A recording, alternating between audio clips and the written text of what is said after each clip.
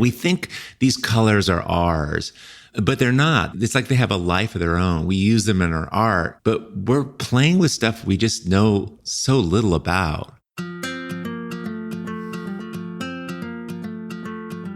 So presently I'm hiking the Tour de Mont Blanc. It's a 10-day trek that follows a trail, a route all around Mont Blanc, the largest mountain in Europe. I'm on day 3 and spent this morning climbing up to a pass. We were in France this morning and then we crossed over into Italy. I'm walking through this valley now. We've been walking about 6 or 7 hours. Today's a big day. It'll be about 14 or 15 miles, but we've been at this a few days now and kind of getting acclimatized. There's massive peaks on either side of me, glaciers. It's just extraordinarily beautiful. And there's quite a few people that you meet walking along this path. We crossed the pass this morning and there's this guy up there who has this really great hair. It's this blonde tuft of hair, but turns out he's from Calcutta, India. And it was kind of blowy at the top and I didn't get a lot of words with him, but he studies quantum physics and his dream is to go to Stanford and he wants to visit San Francisco and swim from Alcatraz to San Francisco. So this is his dream. But anyway, it was really interesting. He does research with diamonds and passing light through it with spectrometers and doing all this really cool research. And through our conversation, I could tell that he kind of understood a lot about color, which I've been walking around here with my friend Dave and we talked a lot about how, he sees my shirt as being more orange and it's like definitely not orange, but how do you know? And is color different for everybody? And so we had this long conversation this morning and then so crazy at the top of this pass this morning, we meet this guy who this is what he does. And anyway, I thought, I should interview him. But then he was way ahead of us. But now I'm coming down the valley and I can see him up there. So I'm going to try and catch up to him and see if I can kind of casually interview him. Really sweetheart. I mean, just the most gentle person. I just loved it. His name's Sun. And his Sunny is a good adjective for his disposition. There's something so cool about just walking and bumping into people in remote places like this. And I don't know, I just thought it would be cool to see, I get some questions answered and just to see who Sun actually is. I'm going to see if I can catch up to him now.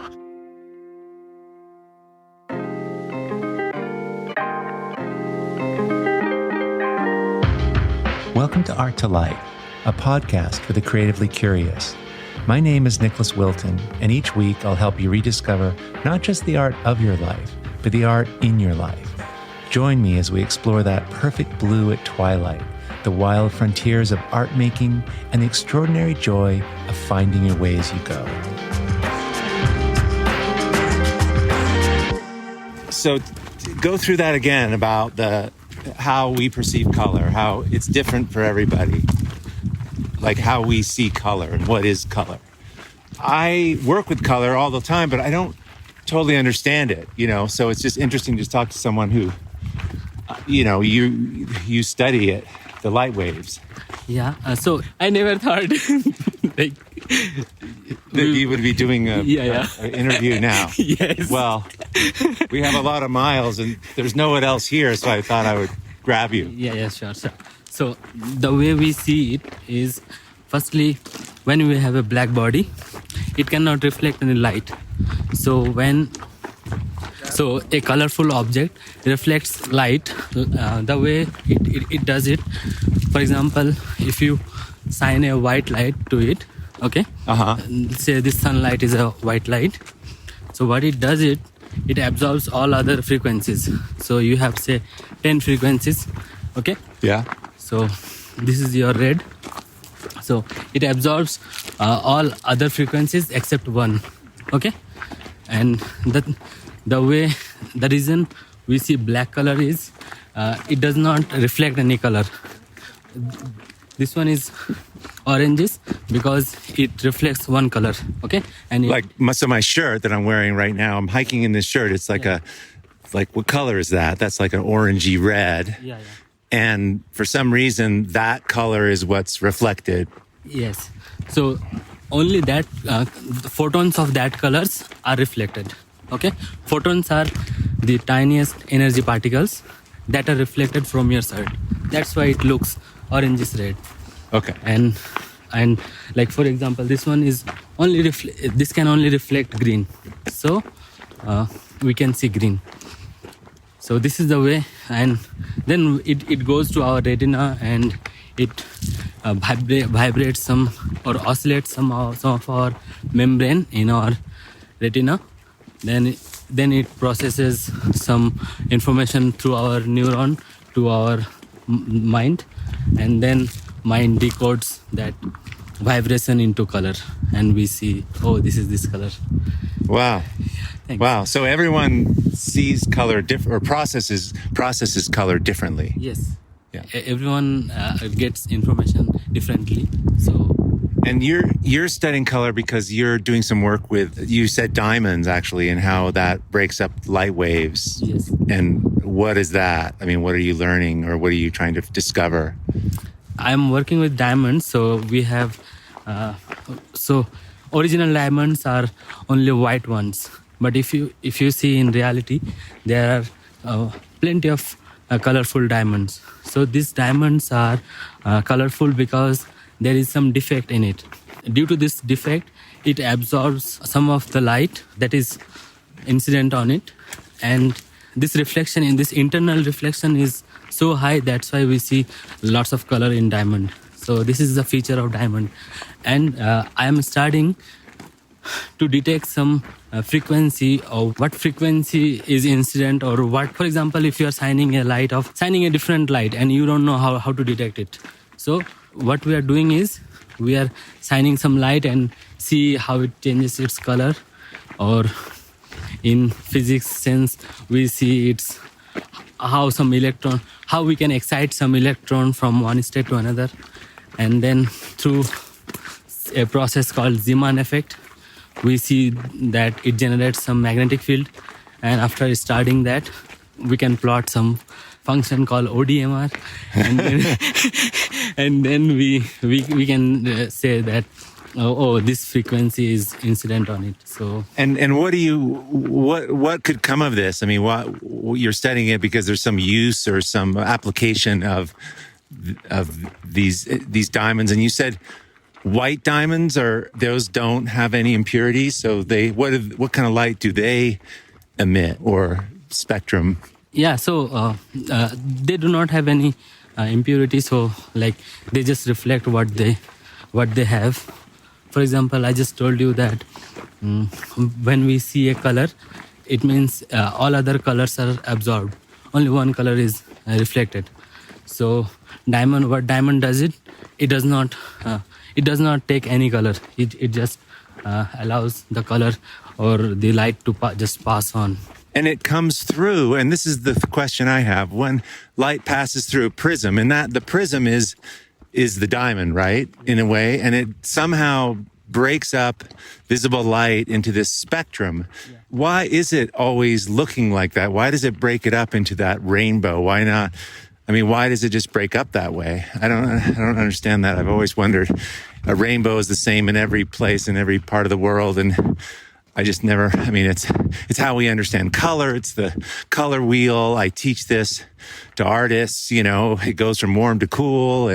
But why? Why does it break up that way? So light is made of, white light is made of 7 colors. So 7 colors means like there are 7 set of photons. Okay. So 7 sets of photons. Yeah. Those are the 7 colors, right? Yeah. Orange, yellow, blue, and okay. Yeah, okay. So what it does, every color has a different wavelength and different speed. So for example, we are 3. The one who will move faster. So what it does, in free space, all colors move at the same speed. But when there is a medium, okay, Like when it passes through a diamond, Yeah. it slows them down? Yeah. So there is a term called refractive index. Depends on, like, for example, if you have a diamond, it has large refractive index.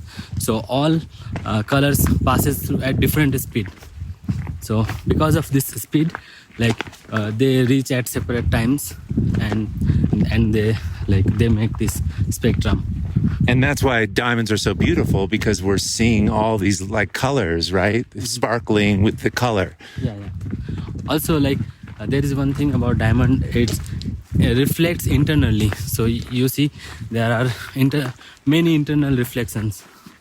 So that is one of the reason it is very shiny. And does the hardness of the diamond have anything to do with it? Like, why diamonds? I mean, does marble do this, or glass does this, right? Or Yes.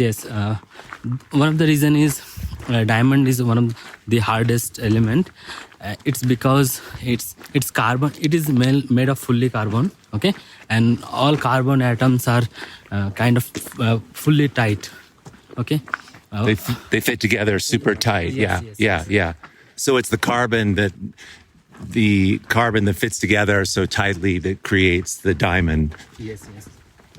And like we can make diamonds artificially, but to make that you need very high temperature and very, very high pressure. For example, now our current pressure is 1 atm. Okay, but to create diamond you need say 1000 atm, which is very, very high. But to do experiments with diamonds, we create diamonds and that are costly. But a natural diamond's the best, right? You can't make a diamond, can you? Yes, we can make it. We can make diamonds. Can you tell them apart from the real ones? Like there is no difference. Like all are same. Wow. But you need this high cost. So that's why it costs nearly same. So if you mine a diamond or if you create a diamond, both are same. Like diamond is diamond.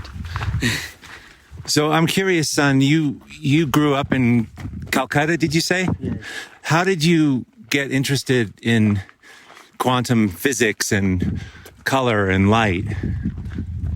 Okay, so from my childhood, I like a game. We call it pocket carom. It is like there are several coins and you just have to pocket all the coins. And in my physics course, there was a thing called scattering. So I love this term, scattering. Scattering? Yeah. So like how I can scatter things, or I don't know. This is something was very fascinated to me. Then I study in physics what is scattering. Then I went to quantum physics and I learned that scattering in tiny scale, or say in quantum regime, is very beautiful. So scattering is, I'm guessing, like the natural dispersal of elements or objects, or we're in nature here. We're looking at the way these rocks have come down. That's scattering over there, where those rocks have come off that mountain. And is that Yes, right? Yes, exactly.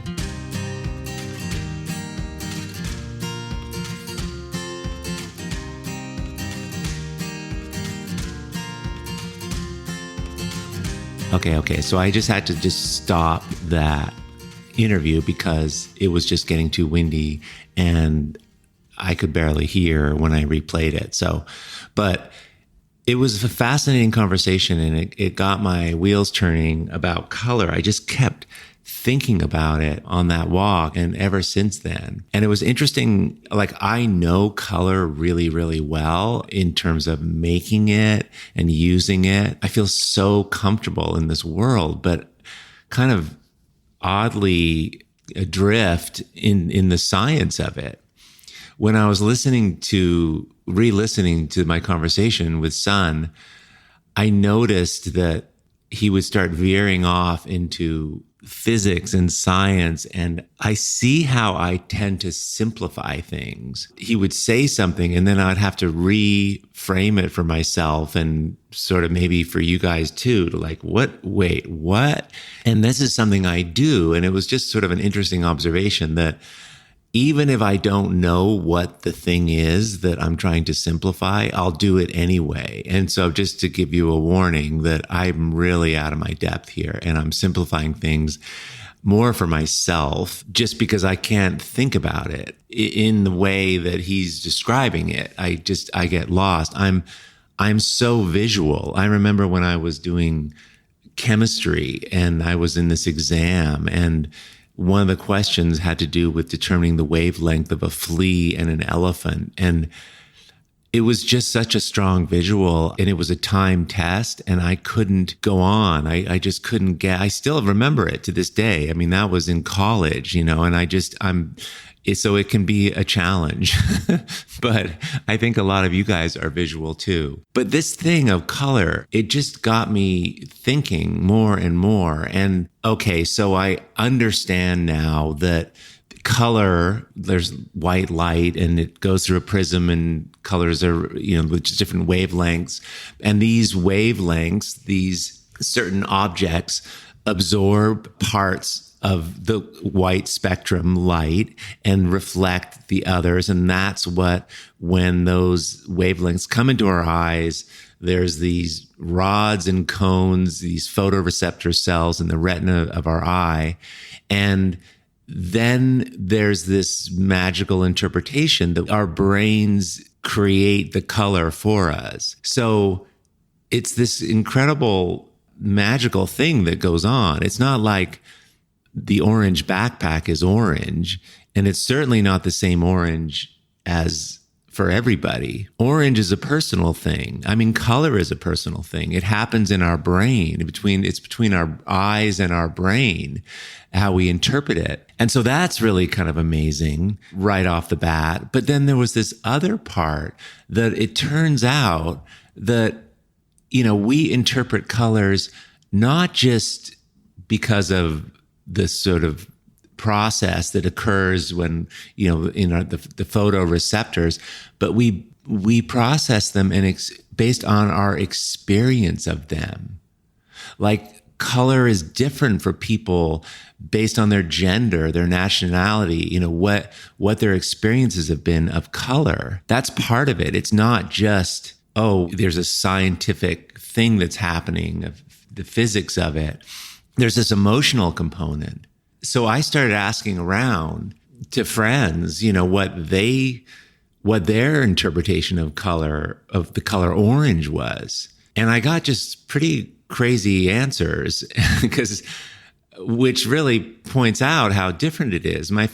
A friend of mine, she said that it was a modern color. It reminds her that it's modern, but not modern today modern, like old modern, like mid-century, which is true, all those Eames chairs and everything, So that's really interesting, putting a time, that there's a time on it, like these colors are just colors, but we overlay them with everything. A friend of mine who I was hiking with, she said that orange is for her a smile. It's about youthfulness and play. And to her, the tropics, she didn't know why, but this was like, oh yeah, this is what orange means to her. I got the answer of that there's a boldness about orange. And I think this is pretty common, that orange has a power to it. I love the word she used. She said it's a very unashamed color. Lots of people spoke of, that it relates to the sun, or there's a freshness and a citrus about it, which is interesting, right? Because oranges are citrus, and it makes sense that we would think of an orange when we think of orange, because it's the same color. Interestingly, I kind of did some research and found out that before orange was a color, orange wasn't named orange. Oranges were called oranges for like 300 or 400 years before it was applied to the color. Originally, the orange color was called red yellow. It wasn't even called orange. But it's funny, everyone, when you look up orange, they say that, it has meanings of joy and warmth and sunshine. Also, interestingly, enthusiasm and creativity, success, determination, health, happiness, balance, enjoyment, expression. And I started thinking, well, I mean, I love orange. It's my favorite color. And I just got back from this trip, and I've got all these photos in my camera of all these orange textures. And it's like, did orange pick me, or I'm just an orange kind of person? And that would make sense because all these things, like I'm a pretty determined person, and creativity is in there and enthusiasm. And those are all the things associated with orange when you look it up. I mean, I don't know who decides this, but it is oddly perfect that I would like this. My girlfriend says it reminds her of Italy in summer and like love and freedom, but was really quick to point out that not all oranges are the same. Like she loves the orange that's kind of burnt and warm, not the kind of orange used in construction zones. Those feel like rules and danger. And I tend to kind of agree. I was thinking about this a lot with colors, and all the colors I like I don't like the straight up orange, like the cones that you see on the road orange. I like the orange that is got much more yellow in it. It's just the first blush of orange, yellow turning to orange.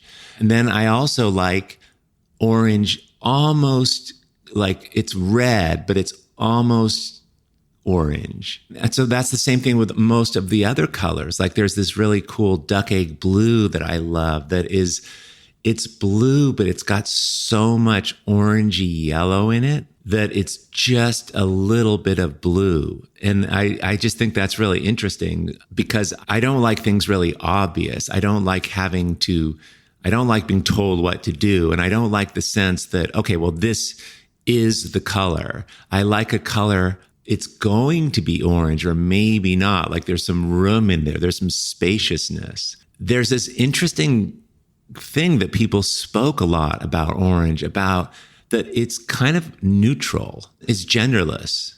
Like it's like Switzerland. It's kind of open-hearted, or it takes everybody. Like my daughter was saying that, well, it's Halloween, and Halloween couldn't be red. Like that wouldn't work. Orange is so perfect for Halloween because I think that possibility, it's an openness that it has. And Halloween's it's all about masquerade and being many different things and putting on costumes. And orange can accommodate that. It's like we can be anything. And orange seems to, orange seems to allow that. And that might be why I like it so much. I texted a friend I sent a bunch of texts out, the other day, and I got this voicemail message back from Lisa, and she just couldn't believe, first of all, that I was asking her this question. She's just completely freaked out because she had this long conversation just the day before with a friend all about how she had lost her bike and she had this purple one and she hated the color, but it was, her friend said, well, what was the color of the bike you had before that you loved, that you lost? And it was orange. And so she was, complete pins and needles. What are you bugging my phone? She thought I was doing something to her, but have a listen to her reactions. Quite strong, but she hits a lot of this ideas around orange. It's really complicated. I mean, people, it's a love-hate thing. And she also is a lover of orange. I love orange. Like there's something just like energizing to me about it. And it's like kind of like neutral and it feels cool. And yet like, it's not polarizing to me. It doesn't feel like too masculine or feminine or too, romantic or like deep on one side. Like it just like, it feels really, it's got this like, just like fucking good energy to it. It's like the best way I can describe it. And it definitely also reminds me, of course, of like sunrises and sets and just feeling like kind of like bright, but not too bright. So for me, I realized when I was thinking about it, orange feels like home to me. It has a smell associated with it, which is really interesting, kind of like a baking smell, like a Thanksgiving kind of thing. But it's sweet and it's safe and it's warm. And my oldest memory of orange, it turns out, is when I was a really, really little kid, and our whole house, the whole living room where I played, was this orange carpet. And I used to crawl around in there, and I've seen pictures of it, and so that, to me, that's what orange means or feels like. It's personal. It's crazy that, when I was thinking about this, I couldn't stop thinking about this. I get home from this trip, and people were sending me different texts about what they thought about, what they felt about orange. And I'm watering in the garden, and I'm watering these geraniums that I bought from a seed catalog because they're orange. I'm wearing these orange gardening sandals, bright orange, and I'm wearing that same orange shirt that I had on the trip that my friend thought was more red. And then I'm looking at my phone as these texts come in, and I just picked up a new iPhone case that was sent to my studio because my other one was falling apart. And it's just this most beautiful orange color. So I don't know, it's like this color thing just was possessing me. My friend Steve, he turns me onto this children's book. It's called The Day the Crayons Quit by Drew Daywalt.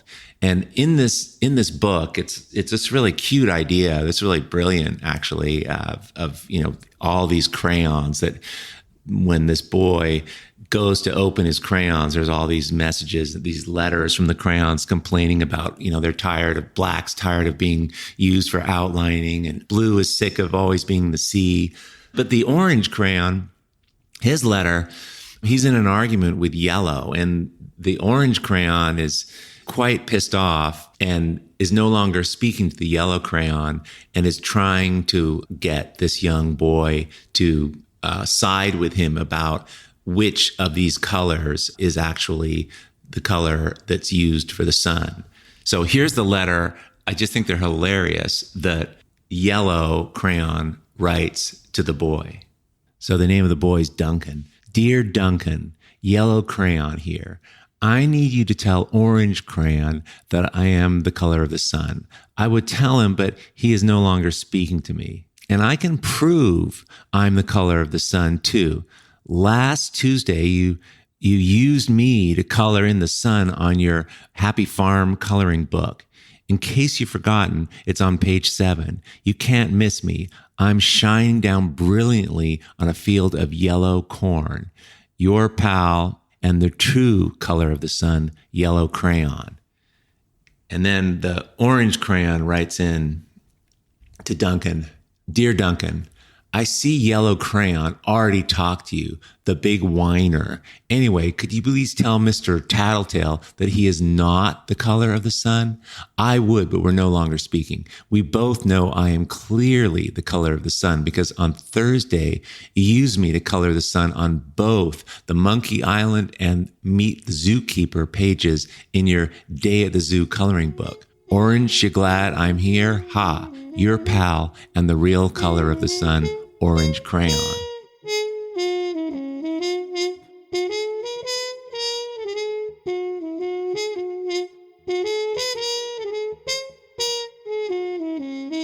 So it's like colors have a total life of their own. And everyone's walking around thinking that their interpretation is what it actually is. What's crazy is that it's all changing. It's like not only are we all experiencing orange differently, but there's some commonalities of what we're experiencing right now. But that too is at risk because it's cultural and it changes over time. Like back in the 19th century and in the late 19th century and early 20th century, it was common for mothers to be told that boys should be dressed in pink because they thought pink was masculine. And they because it kind of related to red, and that was really manly, and so that was like, you know, training to become more male. So all boys, pink was masculine, and they thought girls should be dressed in a more feminine alternative like blue. So it's so crazy, and so it just changes, and it's cultural, and what we see out there affects how we think about it. They thought, blew me away, in the 1970s, they thought pink was kind of like a calming color. And they did all this research, and they started painting the inside of prisons pink, which later was disproved. But I mean, this is so recently, you know. Anyway, my other daughter, Hannah, tells me about this book she's read called A Mango-Shaped Space by Wendy Mass. And it highlights this young girl who has this condition called synesthesia. And this is a real thing. It affects approximately like 1 in 27 people, like all at different neurological levels of strength. Like it's super subtle, but I mean, it's pretty rare, but I think I have this a little bit, but synesthesia is it's like when you hear music, but you see shapes, or you hear a word or a name and instantly see a color. So it's this condition where you experience one of your senses through another. So people who have this, when they read the number 7, it's always red. It's, you know, or 6 is always blue.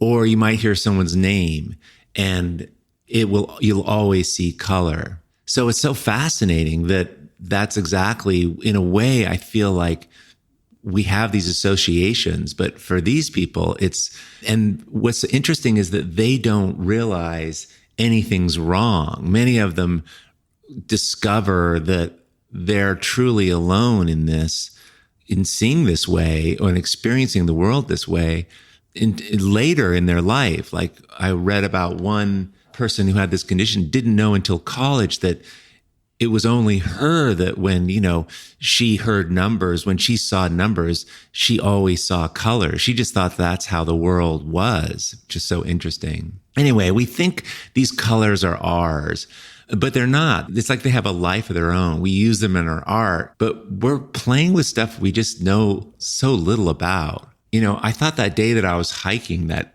orangey shirt, you know, I was wearing was a particular color. And I guess I might have been mistaken. It was to me anyway.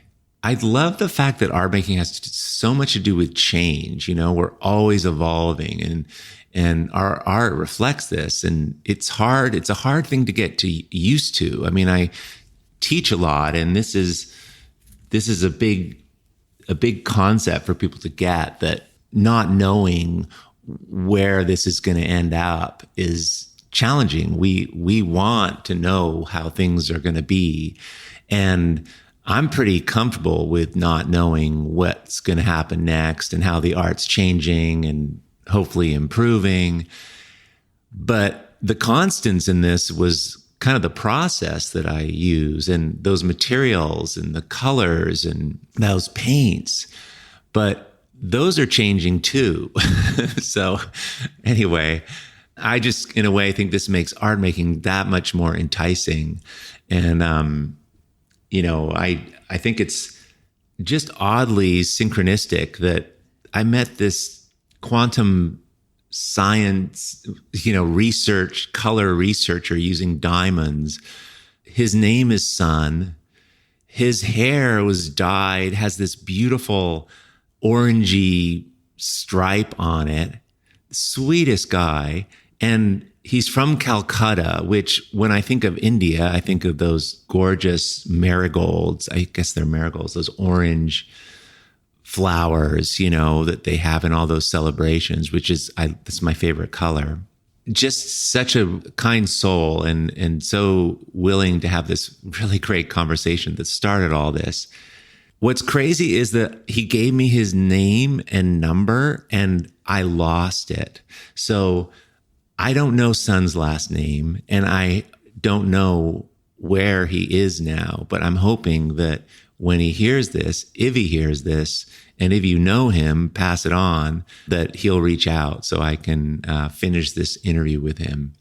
Anyway, I left some links in the show notes to these books and some photos. There's a photo of Sun and I on that day that we were hiking. Thanks so much for being here, and hope you have a great day. Leave a message or some comments at art2life.com under podcasts, under this episode, about what you think of when you think of orange. I'd just be super curious to hear. Okay, thanks so much. Hey, thanks for listening to the Art to Life show. If you enjoyed the podcast, please help me get the word out by sharing it with your friends on Instagram at art2life_world.